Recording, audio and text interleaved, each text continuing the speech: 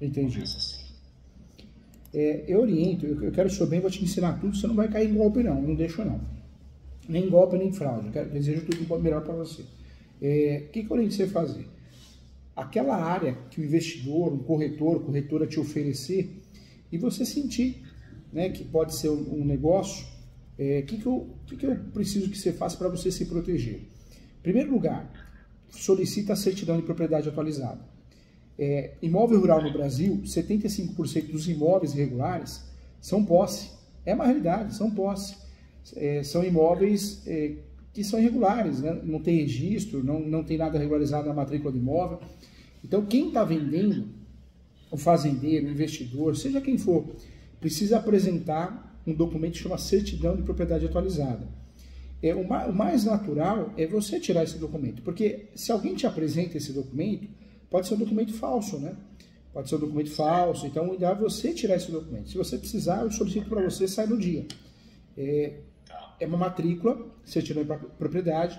Hoje vai depender de cada estado, mas a média é R$50 até R$80 de estado para estado. Mas é a única certidão que a gente vai ter segurança em saber o que a gente está comprando. Porque se realmente quem está vendendo está tudo certo, está comprando registro. Agora, se a gente está comprando um imóvel que não tem essa informação de certidão de propriedade atualizada, é sinal que nós estamos comprando a posse. Comprar a posse no Brasil, tem muita gente que ganha muito dinheiro aqui no Brasil. Muita gente ganha muito dinheiro mesmo com posse. Mas você está entrando numa linha de risco, né? Porque quando você compra um imóvel, para você não é o seu negócio, né? Não vale a pena. Quem compra imóvel irregular, compra para regularizar através de uso capião, né? Outros meios, REURB, mas não é o seu negócio, não é o nicho de negócio seu. Então, vamos sempre concentrar força nessa matrícula, certidão de propriedade. Anotou, né? Se precisar, você me chama no WhatsApp, na hora eu solicito para você de qualquer propriedade do Brasil, tá bom? Para te ajudar. Outro detalhe importante. Depois de pesquisar a propriedade em si, nós vamos pesquisar quem está vendendo. Porque aqui no Brasil, qual que é o problema? Não é só a propriedade não estar regularizada, mas é alguém vender uma propriedade regularizada, mas está perdida.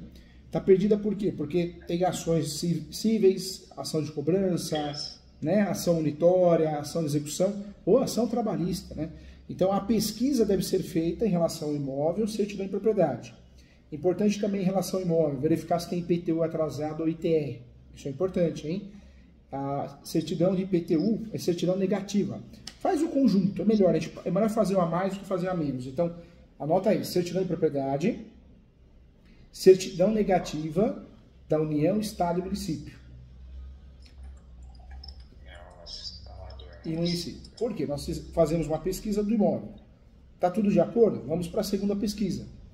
A primeira pesquisa, certidão de propriedade, certidão negativa da União, débitos da União, certidão negativa de débitos do Estado e certidão negativa de débitos do município. Pronto, a gente já consegue, se foi IPTU ou ITR, a gente consegue localizar esses débitos, né?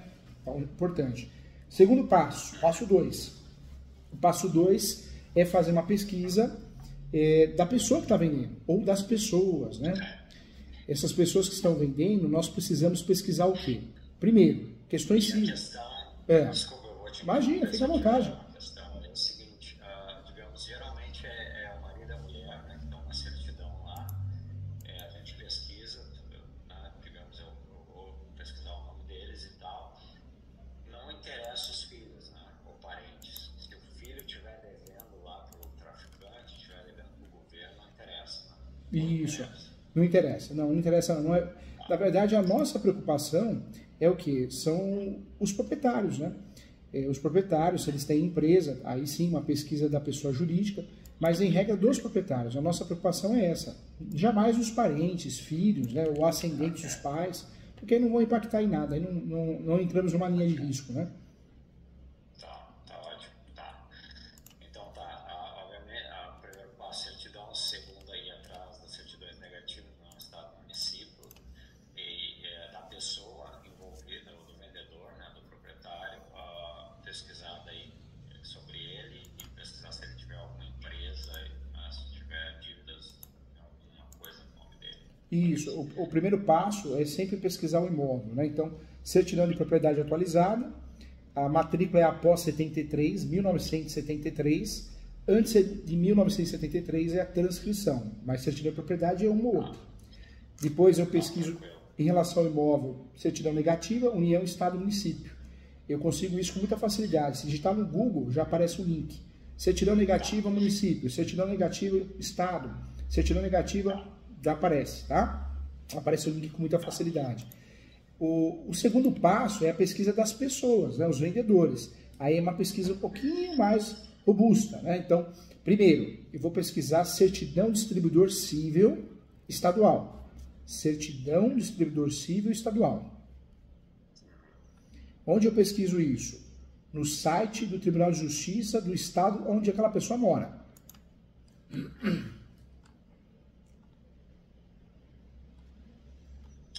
só um comentário. Tu não precisa entrar em detalhes, eu estou mais interessado nos passos. Eu pesquiso isso, pode... Tá bom. Eu preciso ter só uma visão geral. Tá bom. E mesmo porque você ganhou um amigo aqui. Se surgiu uma dúvida, você está pesquisando, não está conseguindo, você manda mensagem no WhatsApp ou marca uma consulta, que você se sentir à vontade. Estou aqui para te ajudar de um jeito ou de outro, tá? Eu quero o seu bem, tá bom? Tranquilo. Depois, né? Então, o próximo passo, certidão distribuidor civil da esfera estadual e certidão distribuidor civil da esfera federal.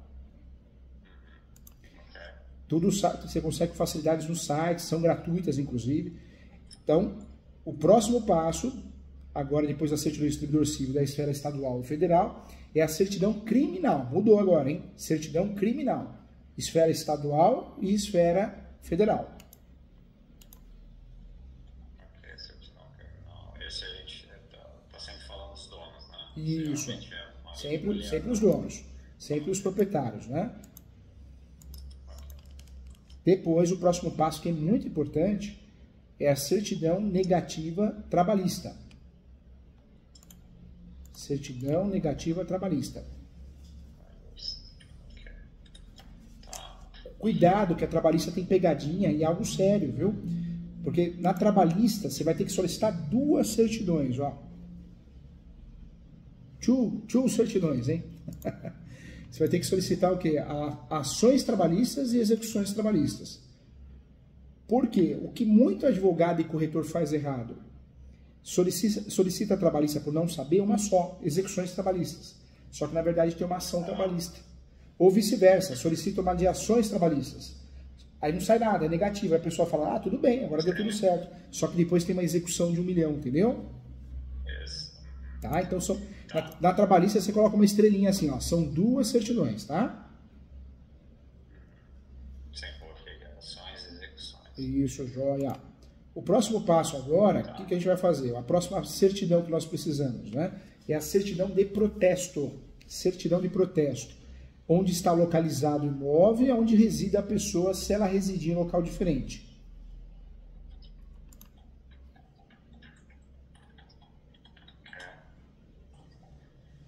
A pessoa. Que a certidão de protesto está localizado no imóvel e a pessoa. Agora vamos fazer o checklist, então. Então, em relação ao imóvel, certidão de propriedade, União, Estado, Município. Em relação aos vendedores ou vendedor, certidão distribuidor civil da esfera estadual e federal. Passou para criminal, certidão distribuidor criminal da esfera estadual e federal. Passou para trabalhista. Trabalhista são 2. Ações trabalhistas e execução trabalhista. Passou para outro cartório agora, cartório de protesto. Onde está localizado o imóvel e aonde reside, se reside em lugar diferente, os vendedores. Pronto, fechamos o chamado due diligence completo. Essa é isso é o due diligence.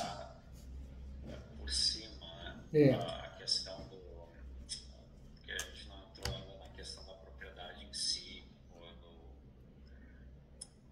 contrato, né? Isso é o due diligence, o básico, né? Mas aí o que eu devo fazer a mais? É importante. Aí o ideal, a hora que você for fechar o negócio, então vamos dizer que você se interessou pelo preço, hectares, bateu dentro do que você quer investir. Aí o que você tem que fazer? Dar uma brecada no negócio. Fala, ó, eu trabalho assim, é um contrato preliminar, sem se... É muito importante isso. Então, é um contrato preliminar. Então, digamos, eu estou negociando, gostei, eu vou fechar, eu digo para ele, seu José, nós vamos fazer da seguinte forma,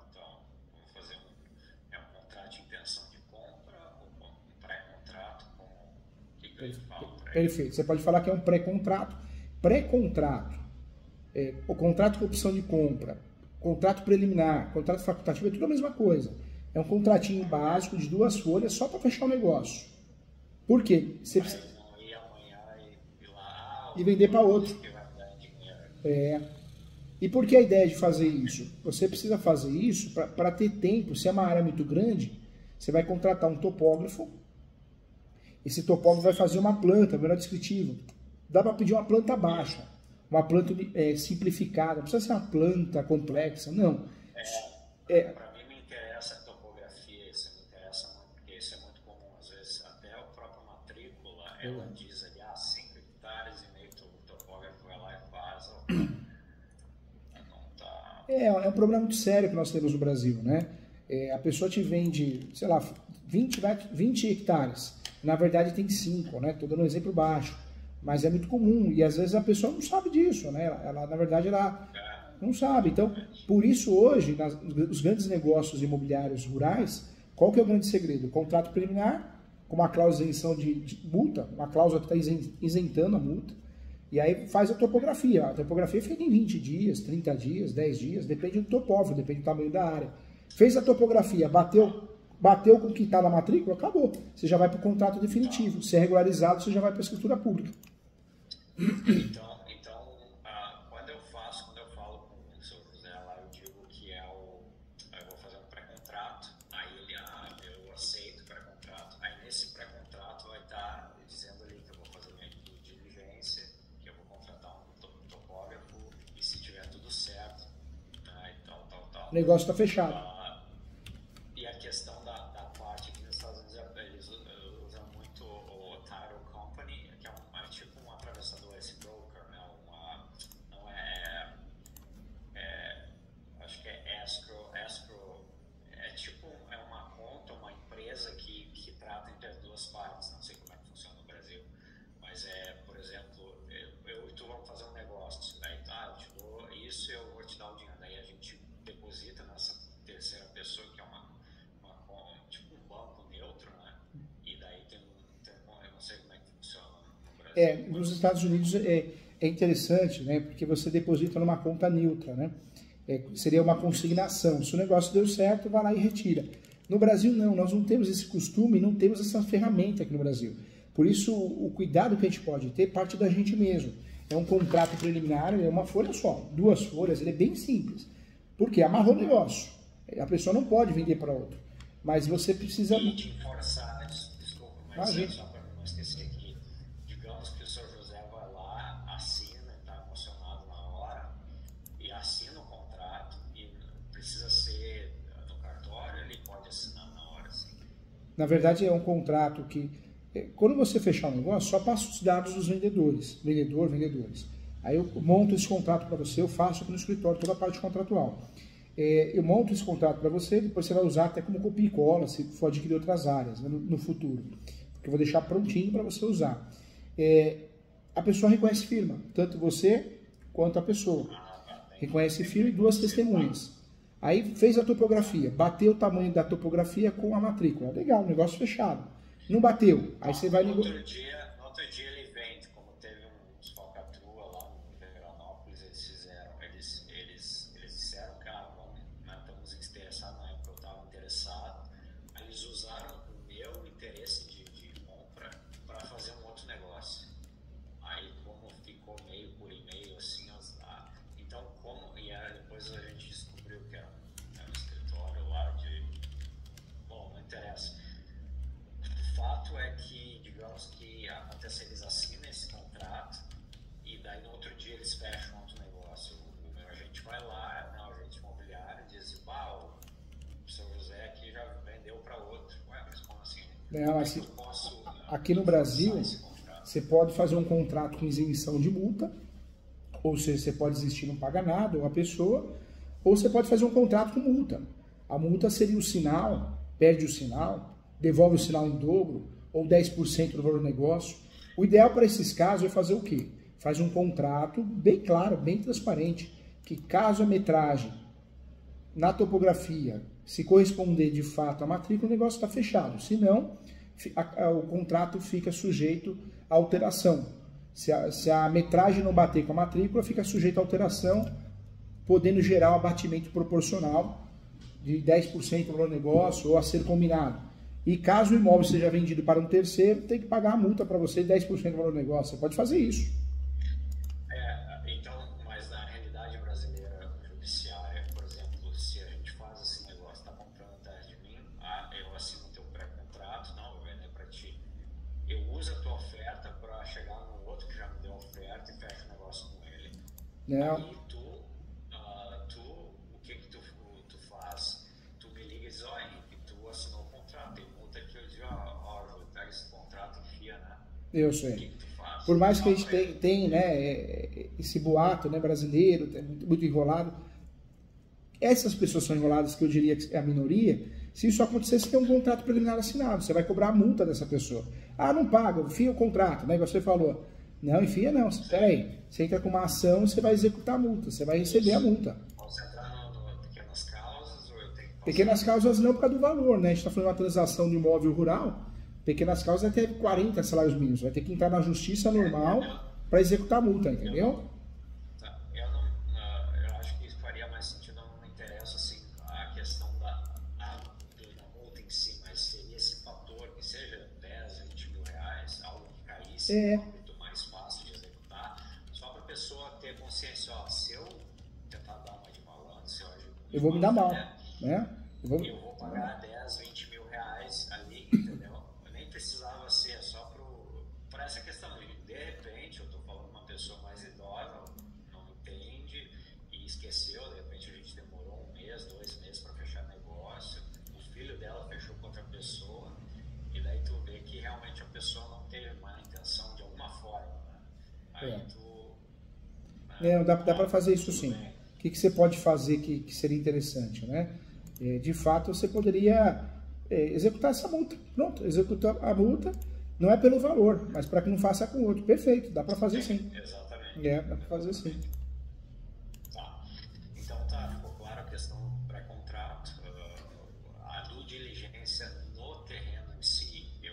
Aqui nos Estados Unidos tem várias questões, né? Tem que entrar, ver se é nessa área de alagamento, ver se alguém enterrou alguma coisa no terreno, tem certidão, tem várias questões, a área de queimada, eu não sei se tem esses pontos. Assim. No Brasil, eu divido a regularização de imóvel em duas situações, né? Registral, por isso a gente faz o due diligência registral, e administrativo. Agora, aqui, olha que interessante, aqui é as questões ambientais. Então, alguém te vendeu um solo contaminado. O que você pode fazer? Você pode ingressar com uma ação pedindo um abatimento proporcional disso. Ou se você quer desfazer o negócio, você pode entrar com uma ação rescisão de contrato. Ou ainda, se você sentiu que foi uma enganação, foi algo simulado, você faz outra ação, você faz uma ação de nulidade, entendeu? Tá. Então seria depois, porque, por exemplo, a pessoa deu várias enchentes no Rio Grande do Sul, né? Eu vou fazer, a pessoa, como eu não sou da cidade, aqui não aconteceu nada, não tem problema, a terra, não sei o que, Natal, verão, tudo ok. No próximo chuva, alaga tudo, assim, não sei. E você sabe, eu entendo que o sistema brasileiro, nesse ponto, ele é mais seguro que o sistema americano. Porque, tudo bem, vou comprar um imóvel nos Estados Unidos, tem uma certidão lá que deixa claro que ali não alaga o solo, né? Mas tudo é muito dinâmico, as coisas mudam. Então, no Brasil, você consegue reverter essa situação após o contrato assinado.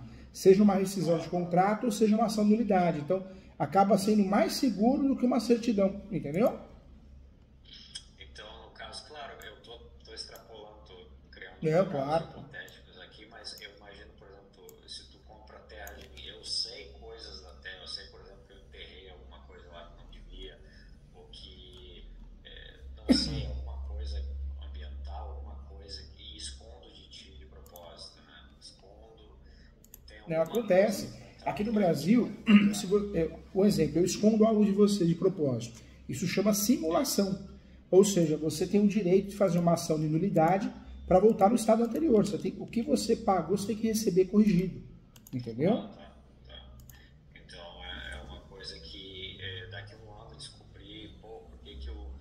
Júlio não me falou, isso daqui é uma coisa óbvia, a cidade inteira sabia, sei lá, Acontece. Eu tenho um caso aqui no escritório, só para um exemplo, para te ajudar, didático.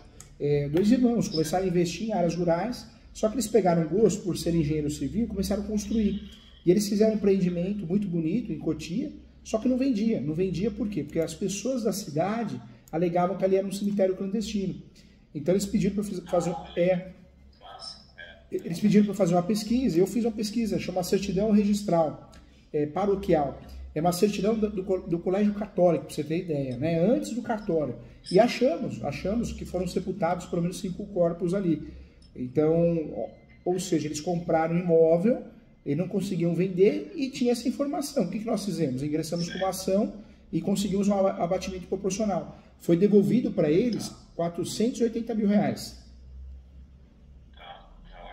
É isso aí. Não, o que eu estou extrapolando é justamente para alguma coisa absurda, assim, alguma coisa sempre, né, que nem seguro, né? Tu faz, não esperando que vai usar.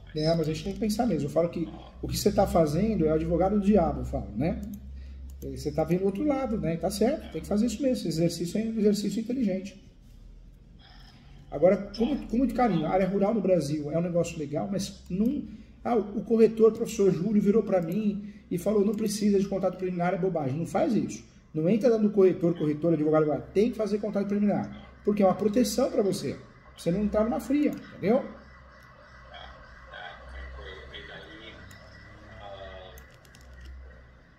As questões das certidões, tudo mais, segundo os contratos, achei ótimo. Bom, então, a gente fechou um negócio. Nós vamos até a imobiliária da cidade, uma imobiliária. Você pode ir, pode nomear alguém também, tá? A lei brasileira permite, através de procuração, que você nomeie alguém. Então, vamos dizer que você tem um parente da sua extrema confiança aqui em São Paulo, no Brasil, né? No caso do Rio Grande do Sul. Se tiver um parente da sua confiança, um representante legal, um advogado, pode ir no seu lugar, um contador. Então, você não precisaria necessariamente sair dos Estados Unidos para o Brasil, ter todo o custo, né, de tempo. Então, talvez, se você tem essa pessoa de confiança, pode ir no seu lugar. Essa pessoa de confiança assina por procuração, né, você dando o ok. Então, como que funciona o pagamento, já que a gente não tem um escro, assim, uma terceira parte, né, intermediador? Digamos, o senhor lá, mas seu José, 80 anos, ele está lá no cartório, aí ele diz, me paga, me transfere que eu assino aqui, como é que funciona? Na verdade, você gostou, te ofereceram um imóvel, você gostou do terreno, dos hectares, vai fazer negócio? Então, você pede para assinar o contrato preliminar, né, o valor pretendido, como que será pago. Nesse contrato preliminar, você vai colocar uma cláusula dizendo que será feito o due diligence, e ao final do due diligence, também será autorizada uma topografia, e ao final do due diligence e topografia, se tudo estiver de acordo, você paga o valor total. Você não precisa necessariamente dar um sinal, né? Só se você quiser. Ou a pessoa pedir e você concordar, mas necessariamente você não é obrigado a dar sinal, não. Pode fazer o due diligence que dura normalmente 72 horas, e pode fazer a topografia, que vai depender do tamanho do terreno. Feito isso, você já consegue fazer o negócio. Sim, mas eu estou na questão logística do pagamento. O negócio só é consumado se o dono assinar, o proprietário assinar no cartório. Sim. O registro. Na verdade, o pagamento, né, seja total ou saldo devedor, vai ser feito no cartório, no tabelião de notas.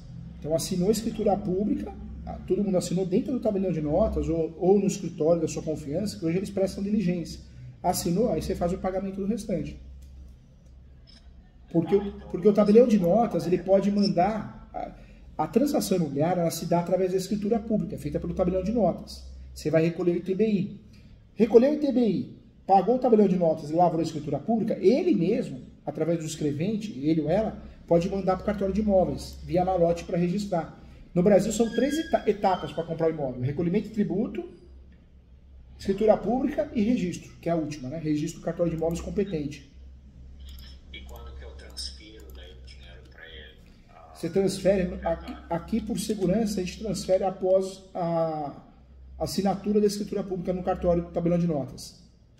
Qual é a tradição para mim, se de repente ele chegar, não, me paga primeiro que eu vou lá? No Brasil tem isso. Por mais que eu oriento, né, sempre falo, ó, eu te pago depois que de fato sai a topografia, o georreferencial, mas tem muita gente do outro lado que fala, não, eu quero um sinal. Então a tradição é você dar um sinal, dar o menor sinal possível, 10% do valor do negócio. Eu falo que é um sinal simbólico, né? Porque se der errado, pelo menos a pessoa em regra tem que devolver, acabou, mas tem pessoa desonesta, né?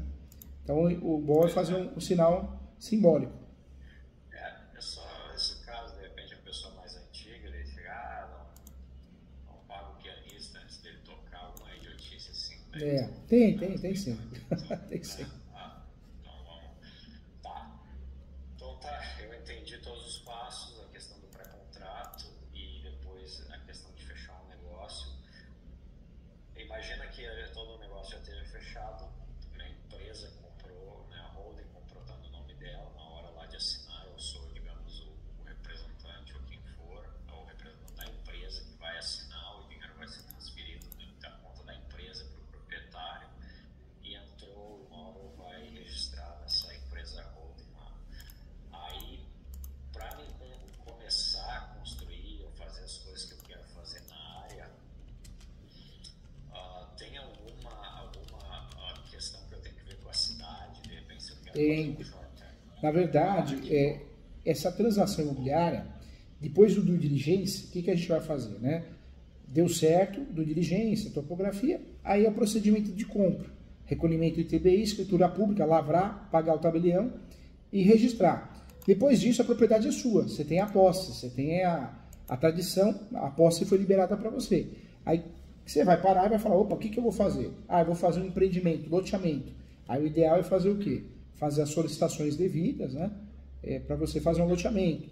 É locação para arrendamento. Então, tudo tem até dando uma aula sobre isso na parte da manhã, dentro da pós-graduação, né, que eu faço a coordenação de regularização de imóveis. O que eu falo? Dependendo do negócio que você vai fazer, você precisa de autorizações diferentes, seja um licenciamento, seja uma autorização, uma BITS, então vai depender do tipo de negócio que você vai fazer, entendeu? Mas tem como, por exemplo, se eu quero, como eu estou falando, Sacapulano, possivelmente as cidades que eu vou fazer não tem mais, eu conheço um município, aqui nos Estados Unidos é mais comum, mas aí, de repente, tem um município que ele já foi prejudicado por causa de Airbnb. Daí eles, não, aqui a gente não dá licenciamento para esse tipo de atividade, isso é comum? Ou... Tem estados que são mais chatos, né? Existe uma fiscalização maior, então você precisa tomar cuidado sempre com o plano diretor. Plano diretor, lei de zoneamento. Você quer ver um estado que você tomar muito cuidado? É Tocantins. No Brasil, né? Tocantins existe o quê? Todo um regramento. Aqui pode ser comercial, aqui não pode. Ciclo de comércio pode aqui, esse aqui já não pode. Então, tem estados que são mais flexíveis, né? Outros não tão flexíveis. Na área rural, normalmente a gente tem uma facilidade maior. Teria que analisar direitinho. Por isso, a hora que você for fazer a compra, o que você pode fazer também? Antes de pagar, de fazer o negócio, você faz um estudo de viabilidade, entendeu? Isso que é interessante, porque basicamente o que eu quero é, como eu falei, eu vou fazer o primeiro investimento, uma cabana simples, essas Nordic que eles chamam, que é um A-frame, aí meu sonho vão mudar para ficar na propriedade e começar a tomar conta. E daí eu vou construir, ou eu vou fazer uma primeira atividade, por exemplo, esse negócio das abelhas e tal, da apicultura, ou fazer uma plantação. Vão ter áreas designadas que eu vou começar a investir, mas vai ser gradual, né? Vai Entendi. ser um piloto, aí começa a expandir. O que eu oriento o amigo fazer? A hora que for fechar o negócio, como você já tem isso em mente, a atividade, isso é ótimo. Aí faz um estudo de viabilidade também. Como que a gente faz esse estudo? Dá uma olhada na lei municipal. Plano diretor, na área urbana é mais plano diretor. Agora, a área rural é mais a lei de zoneamento, né? Dá para fazer isso sim. Se precisar, eu faço por aqui também, tá?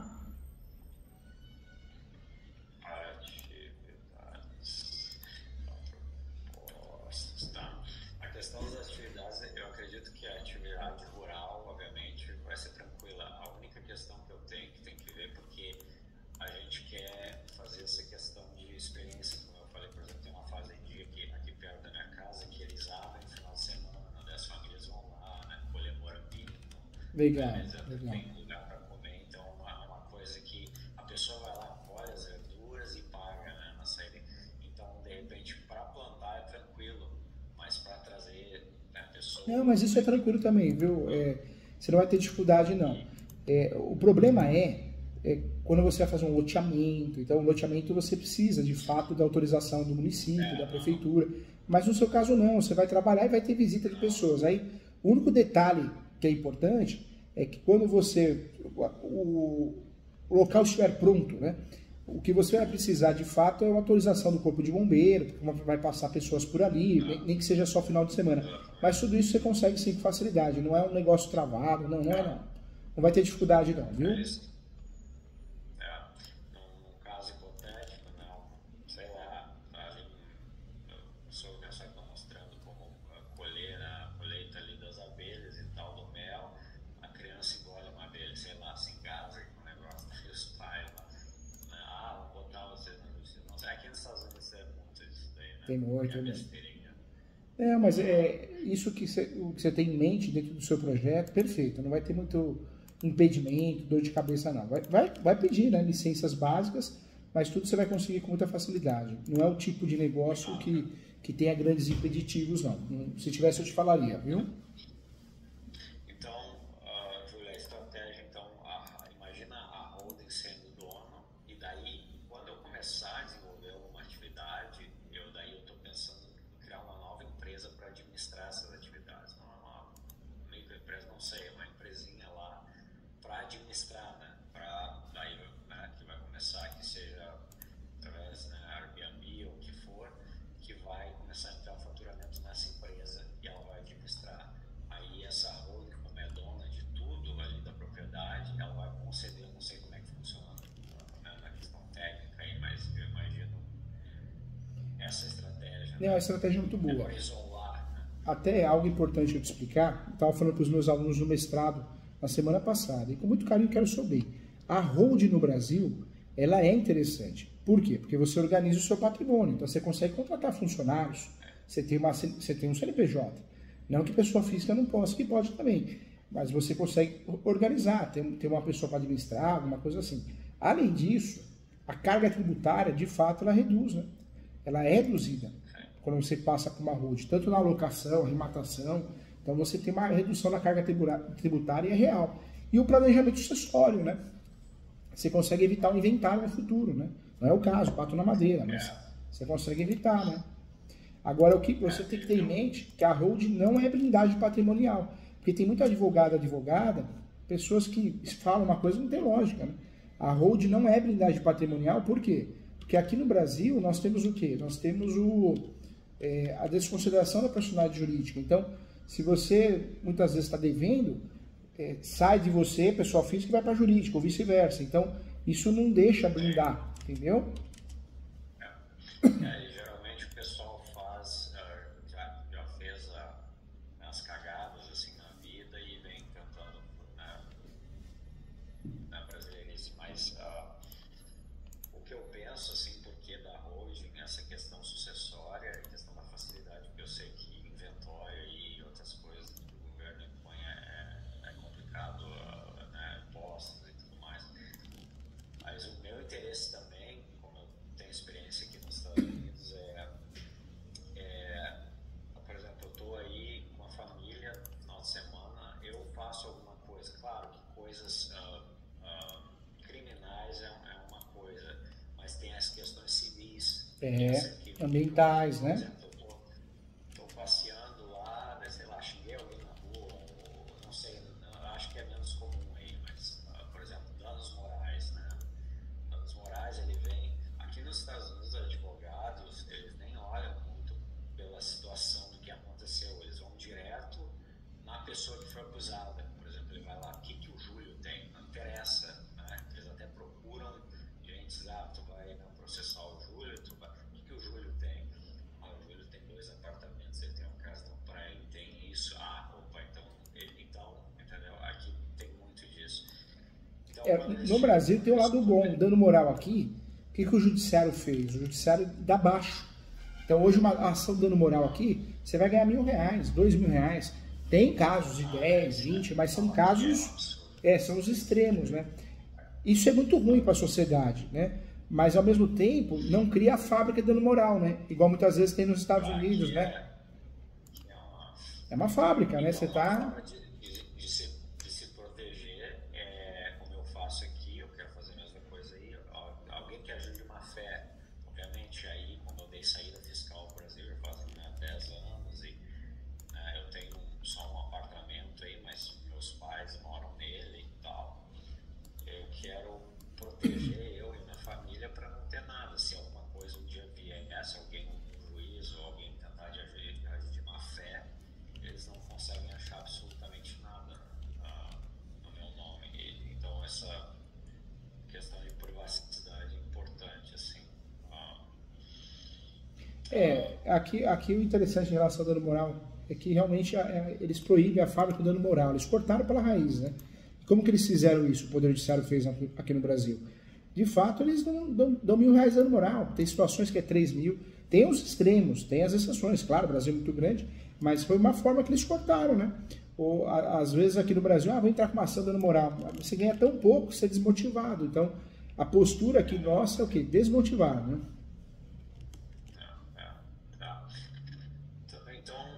Então tá. Só a última coisa, então, seria essa questão do... Eu gostaria, então, que se, por exemplo, eu quisesse te contratar no dia que eu fosse fazer, né, os fechamentos, quais são teus valores para fazer esse acompanhamento? De repente, não sei se tu faz. Faço. Por e-mail. O escritório aqui, eu atuo no Brasil, pro Brasil todo. Na verdade, eu tenho muitos clientes também dos Estados Unidos, Europa, muitos. Eu falo que é mundial, né? A internet possibilita isso, graças a Deus. Você está falando comigo dos Estados Unidos. Então, vai procurando, achou o negócio que você quer, o que você faz? Você pode me procurar para fazer o due diligence e a parte contratual. Se você conseguir fazer, faz o due diligence, eu faço só a parte contratual, tanto faz. Se você precisar que faça esse serviço também de estrutura para ver se pode montar o que você quer naquele local, naquela localidade, é feito também. Esse estudo também é feito aqui no escritório, porque tem engenheiro no meu escritório contratado CLT.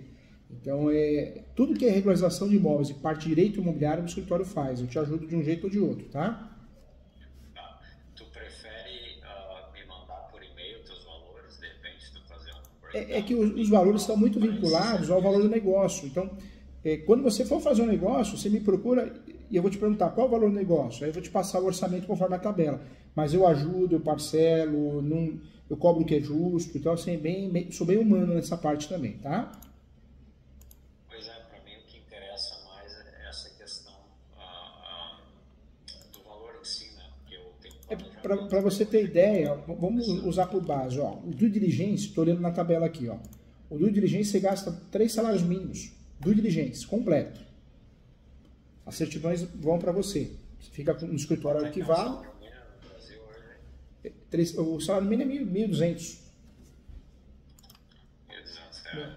Então, você vai gastar do diligência 3 salários mínimos. Imóvel rural. Imóvel urbano ainda é menor o valor.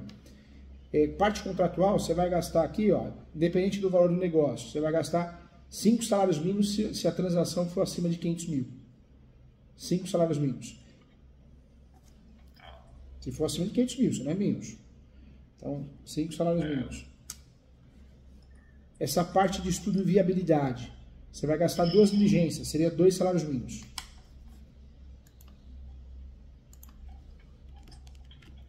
A parte contratual. É a parte de estudo de viabilidade. Aquela que eu te falei, para pesquisar se a lei proíbe o que você quer fazer, né? E a parte contratual, eu já te falei, é 5 salários mínimos, esse pré-contrato. Só que aí o pré-contrato eu faço o acompanhamento completo no cartório. Então, ou seja, eu te ajudo no cartório também, tá? Eu confiro a escritura pública, eu elaboro ela, a minuta, eu acompanho no registro de imóveis, eu te ajudo. Então não é só um contrato, é mais ou menos um acompanhamento desse... Na verdade o acompanhamento seria um serviço por fora, mas normalmente eu incluo para ajudar. Eu prefiro incluir e dar tudo certo do que depois ser prejudicado de bobeira. Não, tranquilo. Até salário mínimo de diligência, salário mínimo, o acompanhamento e o pré-contrato. fazer um projeto para ti, tu fala, tá, vamos ver se Você vê, não é nada absurdo, nada caro. Aqui no escritório você usa cartão de crédito, boleto, então te ajudo sim, tá? O escritório aqui, se for falar de qualquer serviço de contratação, fala com a Ana Paula, ela é a gerente do escritório. Ana Paula. Eu sou... Essa pessoa que tá Não, essa é você falou com a Camila. A Camila é a minha assessora pessoal. Ela cuida da minha agenda. Tá. Então tá, Júlia, tô tentando pensar em qualquer outra questão. Surgiu alguma dúvida, alguma coisa, você volta a falar comigo. Estou à disposição, quero o seu bem, vai dar tudo certo. Parabéns. Acho que a área que você vai investir é uma área muito boa. O que você quer fazer também é muito legal. Então tem tudo para dar muito certo. Já deu, já. Tá? E tua opinião, assim, Júlio, com relação ao Brasil, né? Porque muita gente faz esse caminho, né? Ah, eu quero sair do Brasil mais próximos aí, 10 anos no Brasil. Tu vê algum risco, assim, Eu gosto muito de viajar, né? Então, eu viajo muito para fora, então, viajo e dou muita aula, participo de eventos, e eu pergunto muito, eu gosto muito de saber o que está acontecendo. Eu acho hoje o Brasil um ótimo lugar para investir. Tivemos crises políticas, temos ainda, mas isso não... Investir em posse no Brasil você nunca perde, né? Porque o imóvel aqui só valoriza. Pode passar o que for em relação a termos políticos, crise financeira, mas o imóvel só valoriza aqui. Então, investir em imóvel no Brasil, tanto imóvel urbano ou rural, dificilmente você perde, você nunca perde, né? A verdade é essa, né? E na tua opinião, algo que aconteceu na Venezuela, Cuba, tu acha que o Brasil está muito longe disso? Está muito longe disso, né? Eu acho que é outras estruturas, eu acho que não. Não, isso tem muito boato, né? Mas certamente isso não... Aqui não vai acontecer o que aconteceu lá, porque são moedas diferentes. Você pega, que eu fui agora recentemente para o Uruguai, é uma moeda muito desvalorizada, né? Você pega lá um real, quantos pesos que é, né? Mas aqui não, o real ele tem a sua força, né? Então não, isso não acredito que aconteça não. Tá. Então tá, só ouvir tua opinião quanto a isso, porque tu tá aí. E eu lido muito, né? Como eu lido, o escritório aqui é especializado em direito civil, né? Então, o meu forte é o direito imobiliário. Então, eu lido com construtores diariamente, incorporadores, investidores, pessoas físicas. Então, a gente percebe o quê? Que o Brasil pode ter a crise que for, só vai atrapalhar a vida de quem? Daquele que compra o imóvel financiado. Isso é real. Porque aquele que compra imóvel financiado no Brasil, ele fica desempregado, ele ou a esposa, aí atinge diretamente no financiamento imobiliário. Então, isso tem a ver com a economia. Isso eu percebo que quando o Brasil vai mal, mais gente deixa de pagar o financiamento imobiliário. Agora, o tipo de investimento que você está fazendo é outro nível, né? Já não atinge porque é outro tipo de negócio, é diferente, né? Bom, para dizer essas questões que no passado estava mais forte, a questão de invasão de terra e tal, isso está mais tranquilo, assim, não tem nada... No Brasil sempre foi forte isso, né? Quando você compra um imóvel rural, você tem que produzir. Você tem que produzir. Não vou produzir porque eu vou parar para pensar, vou parar para investir, vou parar para juntar o dinheiro. Então, procura arrendar. Porque hoje largar um imóvel aqui no Brasil, o risco de invasão é grande. E não é só no âmbito rural, hein? No âmbito urbano também isso vem acontecendo muito. Então, não deixa de investir. Não vou investir? Tudo bem, então você arrenda, né? Eu sempre falo, aluga ou empresta. Mas deixar abandonado é perigoso sim. Isso é uma realidade no Brasil. Um exemplo, você compra e fala, daqui 5 anos eu vou investir. Não faz isso. Então, segura o dinheiro, segura um pouquinho e investe daqui 5 anos. Agora, ou arrenda para alguém, né? Seja um arrendamento oneroso, né? Ou que seja um comodato, mas não deixa vazio não, que aí o risco é grande. Então tá, Júlia. Muito obrigado então pelo teu tempo aí. Agradeço. Eu que agradeço. Você ganhou um amigo aqui, não faz nada correndo. Qualquer coisa eu tô aqui para te proteger, tá bom? Um grande abraço, fica com Deus. Você está localizado aonde nos Estados Unidos? Eu estou em Orlando, na Flórida. Legal. Quando eu for a Orlando novamente, eu sempre anoto aqui nos meus recados aqui, eu te comunico para a gente tomar um café. Legal, pode mandar mensagem. Tá bom? Um abração. Se precisar é só chamar. Abraço. Tchau, um abraço.